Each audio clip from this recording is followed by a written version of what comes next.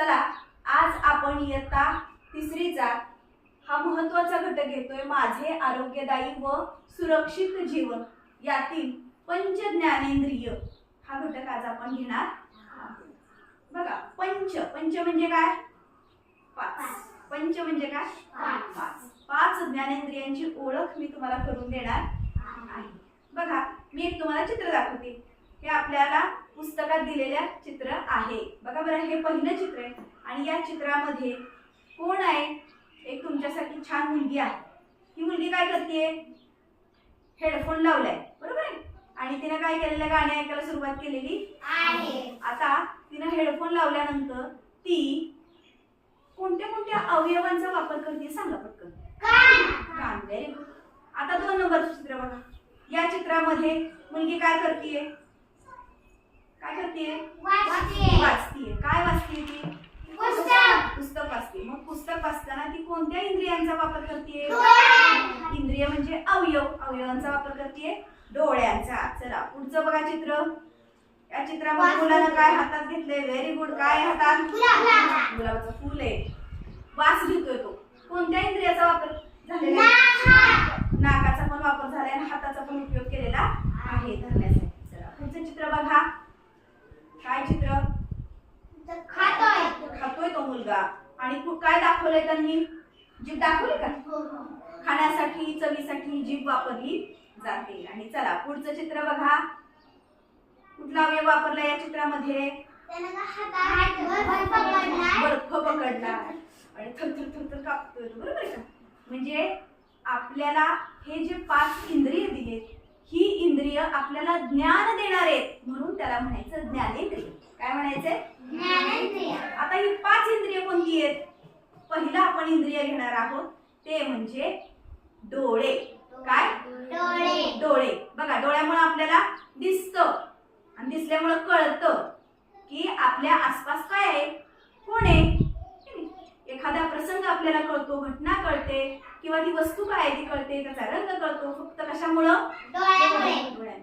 म्हणून पहिलं ज्ञान देणारे इंद्रिय आहे आपलं डोळे। 2 नंबर आहे आपलं काय आहे? कान। Very good. कान। कानामुळे काय होतं रे आपल्याला? ऐकू येतं, आवाज येतो, लहान आवाज कळतो, मोठा आवाज कळतो आणि बोललेलं कळतं। पुढचा माणूस आपल्याला काय बोलतोय ते कळण्यासाठी, ते ज्ञान होण्यासाठी म्हणून ज्ञानेंद्रिय 2 नंबरचा आहे कान। काय आहे? दिसतंय का कान? Very good. कान हे आपलं 2 नंबरचं ज्ञानेंद्रिय आहे। चला तिसरं ज्ञानेंद्रिय बघूया आपलं। हे काय आहे? नाक। काय आहे? नाक। नाकामुळे काय कळतं आपल्याला? Very good. सुगंध किंवा वास कळतो। सुगंध आहे का दुर्गंध आहे का? एखादा आपल्याला कचरा पडला तर आपण लगेच नाक असं धरतो, घाण वास येत असतो तेव्हा नाक धरतो। छान छान खायचं असतं, पिझ्झा, बर्गर, बटाटे वडा, वडापाव, जेव्हा वड्याचा वास येतो तेव्हा आपल्याला असं वाटतं की किती छान वास येतो आपल्याला आणि आपल्याला ज्ञान होतं कशाचं? वासाचं। चला आता आपण चौथं ज्ञानेंद्रिय बघणार आहोत जीभ। जिभेमुळे कशाचं ज्ञान होत असेल? जिभेमुळे व्हेरी गुड व्हेरी गुड। चव। जीभ काय सांगते आपल्याला? चव सांगते। तिखट आहे का? गोड आहे का? थंड आहे का? खारट आहे का? Very good.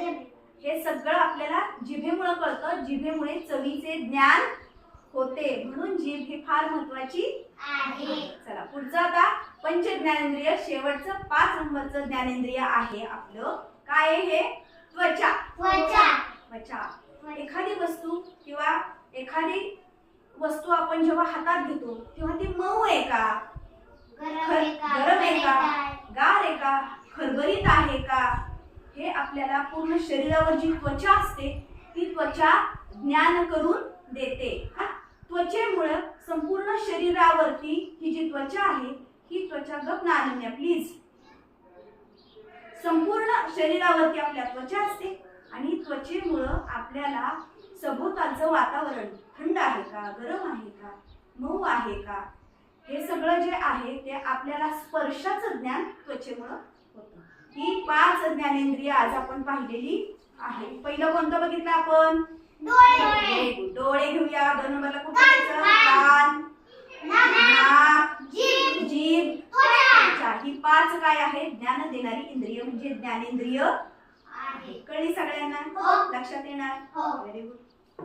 पंच ज्ञानेंद्रियांची धावती ओळख आपण करून घेतलेली आहे.